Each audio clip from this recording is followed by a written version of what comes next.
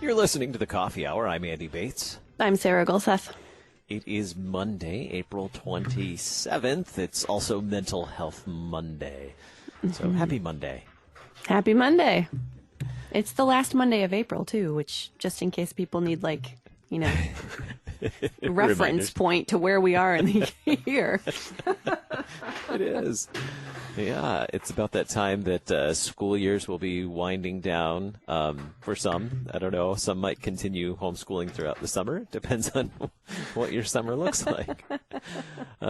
And many of us still working from home, probably will be for a while. And what does that mean for us working from home? What's your work environment like at home? We were just chatting before the program, some of us not in regular office chairs, but like dining room chairs and things like that. How does that impact your work day? And are you on video calls most of the day? How does that impact your work day? We're going to talk about some of that here on Mental Health Monday on the Coffee Hour. Thanks to Concordia University, Wisconsin for supporting the Coffee Hour. You can find out more about Concordia University, Wisconsin at cuw.edu. Live uncommon. It is time for us to check in with Deaconess Heidi Goehmann for Mental Health Mondays. Good morning, Heidi. Good morning. Happy Monday. I feel like we're experts at quarantine at this point. You know, we all can give ourselves a little bit of a cheer that we have come this far. I think sometimes that's important for our mental health, is to say, yes, look at all that we've done in these past weeks that we've been able to accomplish that we didn't think we were capable of. So good job, you guys. Gold stars. Gold stars. Okay, so before we get into our topic today, what were some of your accomplishments or things that you feel like you're feeling better about, that you're getting better at with this whole stay-at-home order and maybe working from home or the whole family all being home at the same time? What are some things that you feel like are maybe some accomplishments in the last couple of weeks? That's a really good question. I love that. I feel like our listeners, I want to hear what they have to say. You know, I want to hear other people's accomplishments too. The two things that come to my mind off the top are that I've been able to maintain my writing time every Thursday from 8 to noon, like without fail. And I think it's even gotten more important. So I've gotten into more like deep work during that time instead of like fiddling around with the internet and stuff. So that's been really good. I feel like that's an accomplishment. And then also, I feel like our family has been able to, in the last couple of weeks, decide what we don't want to go back to. So we've made some selective decisions and choices that revolve around just tailoring our lives closer to the life we want to live instead of the life that we were living. And so, you know, I think you have to take some steps toward that. It's not easy, but a couple of our kids decided to give something up. Dave and I each decided to set a couple more boundaries with our technology, things like that. And so I feel really good about that. And I feel like we are getting to a place that's maybe even healthier than we were when this started, which is kind of crazy because a lot of times you can only see the negative, you know, of the whole thing. Mm-hmm. Yeah. Keeping that How writing about you time, guys? that's golden. Sarah? Thanks. My accomplishments are not nearly on that level. My husband bought a new lawnmower so he can mow the lawn in a better, more productive way. So that was exciting for him. He has a new toy. I made Jell-O over the weekend that I don't react to with my long list of food allergies. So that was super exciting. Yeah. This is the level of accomplishment I'm working with right now. That can be exciting, though. It was so exciting. And this is a little preview for the Lutheran Ladies Lounge for anyone who's interested. We are going to be recording a great Jell-O episode for all things Lutheran Jell-O. This is like I can't even. This is a huge deal for us right now. So I have made Jell-O that I can eat, and this is super exciting. So okay, I have to give. Yeah. No, I was just going to say, I have to give Sarah props because I made a Jell-O mold last night. I was super stoked. You know, I had these like little tiny mold things and it didn't set up. And so there's skill in getting Jell-O to set up, and also with all your food allergies, using special things and still getting it to set up. So kudos, my friend. It was the first time I've made Jell-O in probably 15 years, and it was completely from scratch. And it was so exciting when I got it out of the fridge after our bike ride, and it was actually like jiggling like real Jell-O. It was a moment for me. I'm curious, and not to steal thunder from the Lutheran Ladies Lounge, but did you use actual gelatin in it, or did you use pectin or something else? Because I can't have gelatin. I'm allergic to No, things you from would not be mammals, able to. You would not be able to eat this. This is real beef cow gelatin from the container. That it smells weird when you make it. I was not expecting that. I have to say that this Mental Health Monday has taken a strange turn. Spiraled quickly. Everyone loves Jell-O. I love it. It's good for our mental health, right? There we are, just spiraling down. Did I mention I made coffee Jell-O, by the way? What is happening? No, what's happening this morning? I love it. I needed this laughter. It's so good. It's so good. Well, let's see. We managed to do grocery pickup with a wagon this weekend. We walked to the grocery store, so we got in our healthy walk, and instead of going to the grocery store, we just had the curbside pickup and where they bring it out to your vehicle, and so we had our wagon instead of our car. That was an accomplishment, I thought. We all made it. We made it to the community garden and to the grocery store without like any major interaction and like closed spaces and stuff like that. So trying to stay healthy and keep getting our walks in. So we did that without any major tears or anything like that. So I thought that was an accomplishment. All right. Yeah. So, but working from home has its challenges. We were talking before we came on the air this morning that I think Heidi and I are both using dining room chairs. Sarah's using an old office chair. There are some real risks that come with this working from home thing, because we may not necessarily be in a typical office environment, and that also means we're not face to face with the people that we work with. And some people do this all the time. There are many people, I know some people who also work for the LCMS who are deployed, and they're used to working deployed all the time and working from home. And so they're used to things like working from a home office, and also video chat. That's just a regular part of their day. But for many of this is a new thing. And there is, I think, some of us are experiencing, I don't have as many video chats as some of our colleagues, but some are experiencing exhaustion from all the video chat. Even students, lots of students are on video chat. I don't know how many Zoom meetings students and teachers are having video calls all the time. And I can't imagine that. I don't know. It just seems like there's something different about it. Let's start with the positives. How are video calls helpful? What do you think, Heidi? Are they helpful? Or do they accomplish things that we hope they would?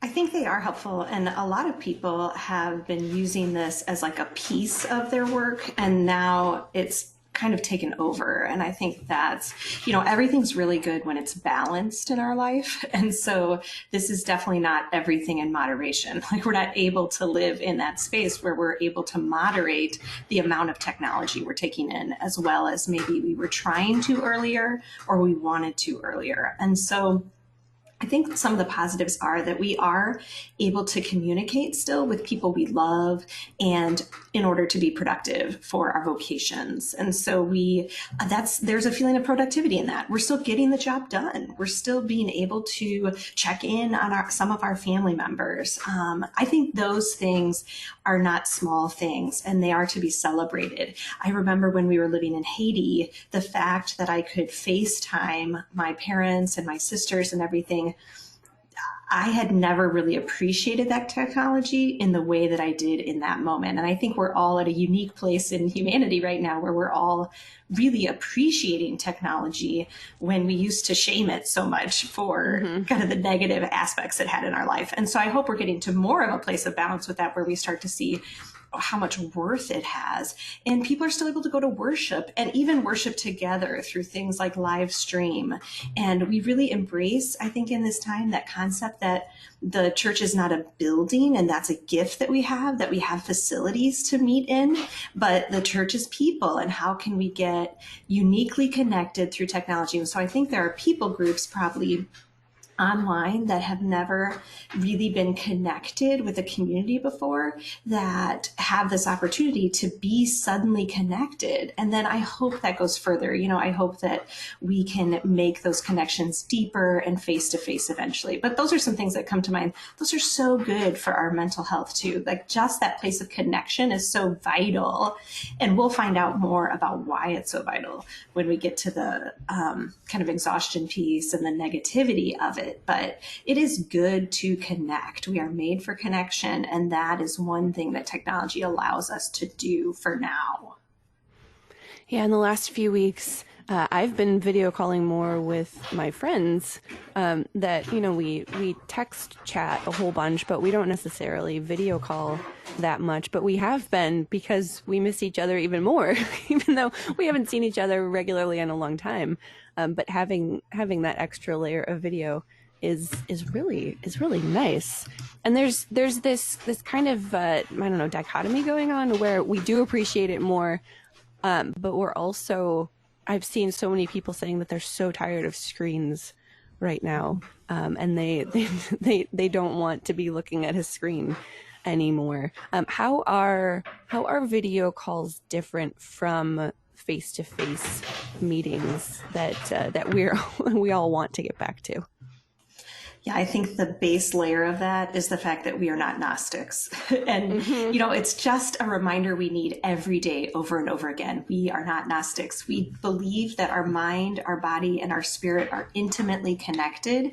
And so video call especially makes us really aware of the importance of our body, that we are not souls meeting on the street or in our places of worship or in our employment spaces, but we are actual bodies meeting as well. And so our bodies, first of all, they actually reside in space together, and God is mighty and he is mysterious and he connects us in the craziest ways.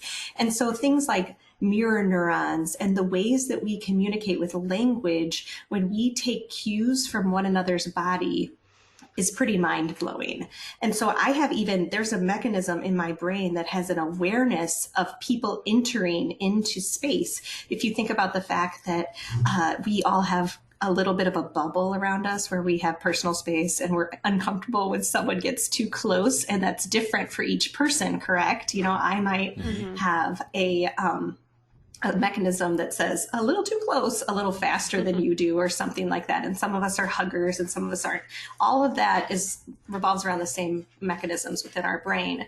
And so when someone enters a room, our brains give us signals that say there's a body here. And then it starts to fire things that make us want to connect. And so that alone, the fact that we are not connecting in a body in space, is very different than when someone pops up on the screen. We don't have the same mechanisms, at least yet. Our brains are made to shape and do what they need to do with what is put in front of us. And so, but for right now, that's just not the way we're used to connecting. And I think that the physicality of it is the way we were made in Jesus Christ. He's an incarnational God. He came to be with us. And so I think our bodies do matter to him. And so he created our bodies to connect both physically and spiritually and emotionally and all of that good stuff. Good stuff. And I want to continue the conversation. We need to take a quick break, and then we'll continue the conversation. We're on Mental Health Monday here on the Coffee Hour with Deaconess Heidi Goehmann. Stick around. We'll be right back.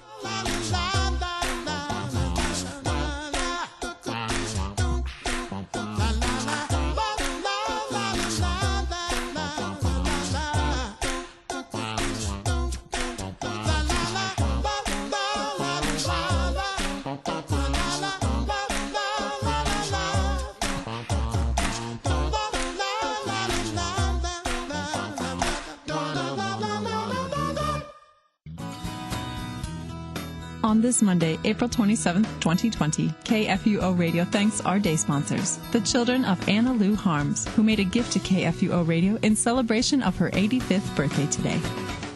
Anna Lou's children are thankful to the Lord for the blessing of their wonderful mother, who raised her family with Christian love and who has truly impacted the lives of her children, grandchildren, and great-grandchildren.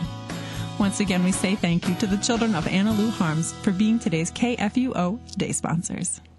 The Lutheran Church Missouri Synod, on behalf of Concordia Plan Services, Lutheran Housing Support Corporation, Concordia University System, Lutheran Church Extension Fund, the LCMS Foundation, and Corporate Synod, daily reaches out to our members and partners, working together to support our local, global, and international ministries, church workers, and LCMS initiatives at large to carry the mission forward and to serve each other in love. Opportunities to serve, lcms.org/careers. Websites selling binary options claim they are low-cost, high-reward investments. What they don't tell you is that binary options are high-risk bets, where the odds are stacked against you, that withdrawing money is often almost impossible, and the representatives will contact you with intense sales tactics or even threats. Protect yourself. Don't let anyone pressure you into making investments or quick decisions. Visit MissouriProtectsInvestors.com to learn more. Paid for by the Missouri Secretary of State's Investor Education and Protection Fund.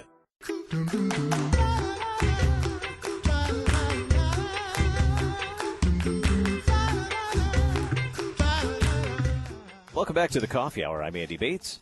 I'm Sarah Golseth.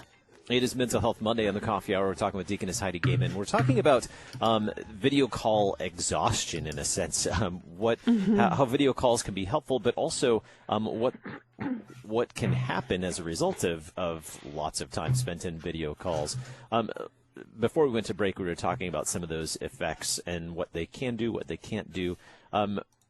Let's talk about, Heidi, you were talking about we are real bodies. We're not just spirits. We're real bodies, and having that sense of being in the presence of other people, that God designed us with bodies, and that's one of the things about our bodies is that we all have a different level of how we sense people around us, but our bodies also mean that there's body language as well. How does that play into this whole video call thing? Yeah, Zoom exhaustion or video call exhaustion is absolutely 100% real. And I hear it from my teenager too. And I thought that was really awesome how you brought up students. And I think it's actually going to be even more real for students, in my opinion, which is, I think, counterintuitive since we think they love tech. They love to be on the technology all the time. But I think they don't know about reading body language quite as well yet. And so that's going to really greatly affect this impact for them. And so when you are talking to someone, we know that, upwards of 90% of what they are saying to you is actually nonverbal. And what you're saying to them and how you communicate is nonverbal, which is just a huge component of how we communicate. That is also considered to be,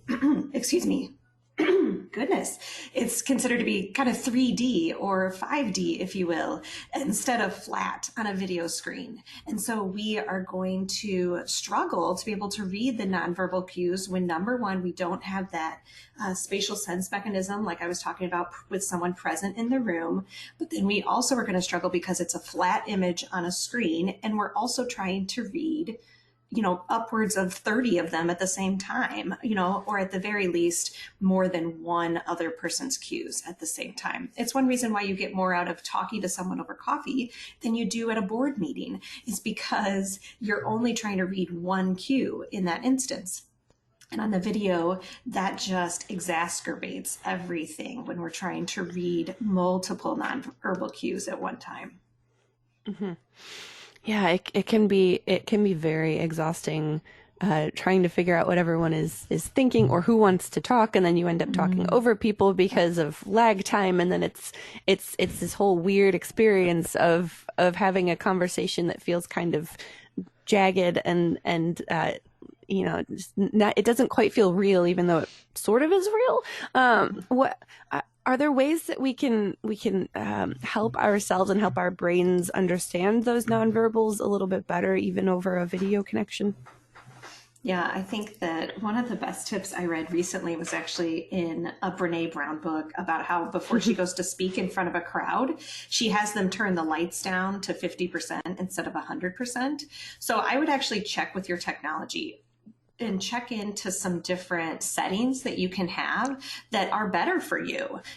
Just experiment with it a little bit. One of the articles I read said to use speaker view instead of the other view, so that you just have one person that's talking in front of you when they're talking for the most part, so that you can really hone in on the speaker and be able to read their cues instead of trying to read the 7 other people in the room like you would normally do. And so that was a really good tip. But there's other settings, check the backlight on your computer. That can make a huge difference. I know when I sit down to write, I need my backlight a little bit lower than I would normally have the screen of my desktop be set. And so just different things.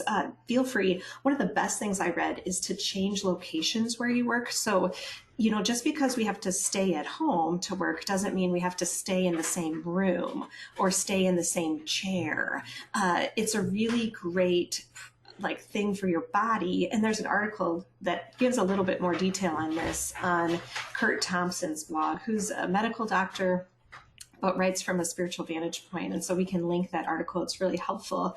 But they talk about getting up and moving around just to give your body the understanding that we're switching locations. So just like a schedule of eating and sleeping is important, your body is so used to other norms. And so, when you switch projects or switch to a different video call, pick up your laptop and head to a different room just to get a different sense that we're doing something new now, and to give your body a chance to read those signals that would seem a little bit more normal to it.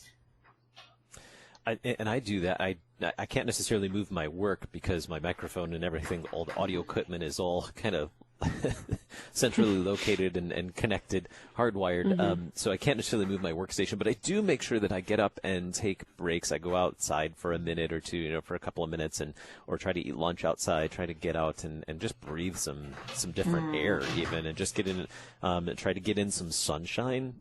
When that's available, just to try to be in a different environment and change what's going on in my brain for a few minutes instead of staring at the same thing.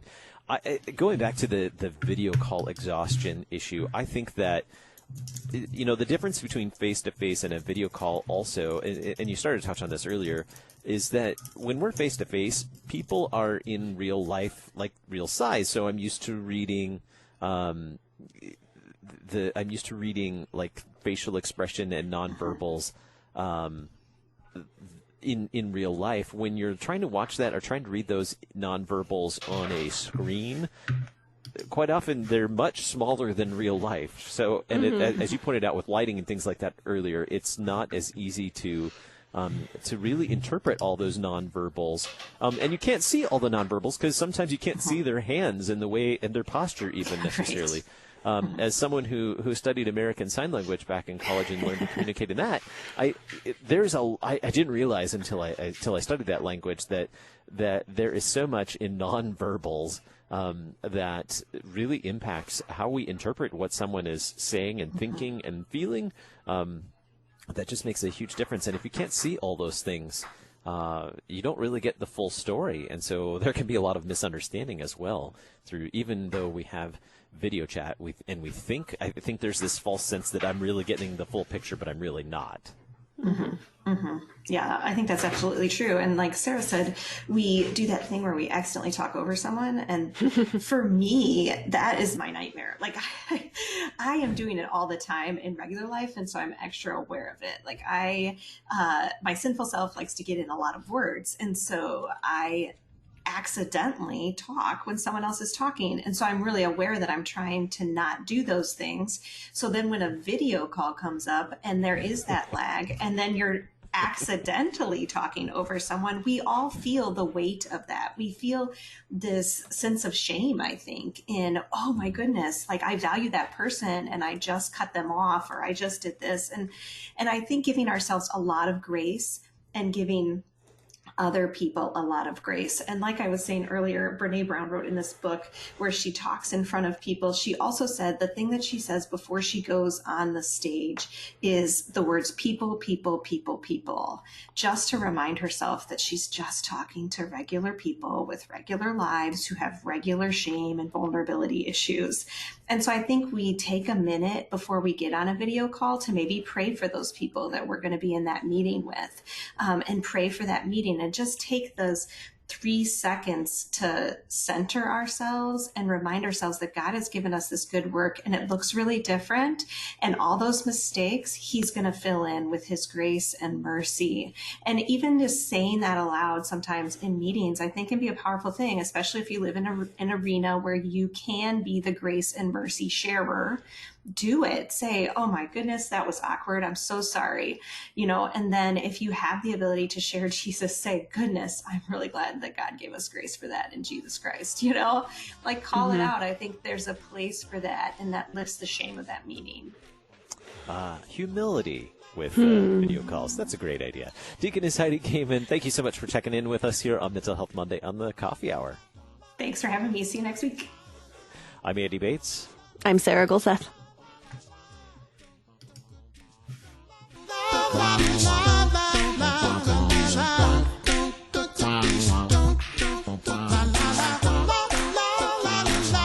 The Coffee Hour with Andy and Sarah is a production of KFUO. To support the Coffee Hour and KFUO Radio, visit KFUO.org. You can also text KFUO to 41444 or send an email to gifts@KFUO.org. And you can call us at 800-844-0524. KFUO. Christ for you, anytime, anywhere.